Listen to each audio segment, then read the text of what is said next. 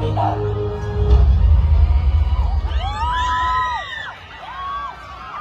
Ladies and gentlemen, contingent number 2, Asenso Kabataan sa Masiglaong Kapitan o Barangay Dapitan.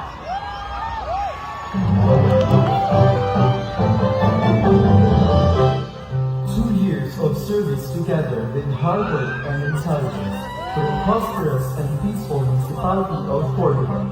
In the past 24 months, our municipality of Córdoba has made our country prosperous and the unity of the leaders and citizens of Córdoba. We welcome you all in the State of the Municipality Address 2024. Ladies and gentlemen, mga Cordobanon, ang atong kinalagang amahan sa Córdoba, Mayor Cesar Guido Suarez.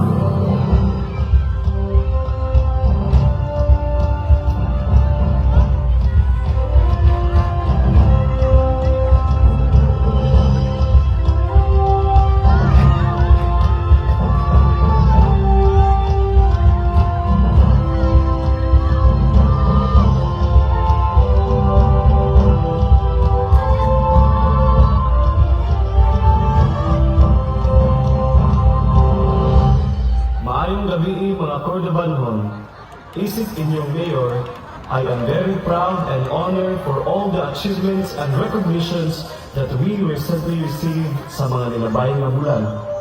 Sa edukasyon, aron mapadayon sa atong mga kabatanunan ang pagkabot sa ilang mga panganlon. Sa health, nagpahigayon kita og libreng serbisyo medikal didto sa atong Super Health Center. Sa livelihood, giabagan nato ang Fisher Folks Association sa ilang mga panginahanglan. Sa infrastruktura ug sa atong social services. Sa social-cultural, suportado nato ang pasigarbo sa Sugbo nga gipangunahan sa atong inahan sa Sugbo, Governor Gwen Garcia. Kining tanan atong nakabuot pinaagi sa pagtambayayon ug tungod niini kita nahatagan sa RP Mission and Development Foundation Incorporated sa ikaduhang higayon isip usa sa mga top-performing mayors in the entire province of Cebu. Ug karon, subay sa paghandom sa kapistahan sa atong mahal nga patron, Senyor San Roque, atong gisaulog ang tinuig nga Dinagat Festival nga karon mas gipanindot, mas gipabongga, ug mas gipalambo. Atong saksihan ang sayaw halad pasalamat nga puno sa hudyaka nga nagdala ka nato sa kalambuan ug pagkaila sa tibuok kalibutan. Atong dakong garbo ug naguna sa tibuok Sugbo ang world-class nga Dinagat Festival at 25.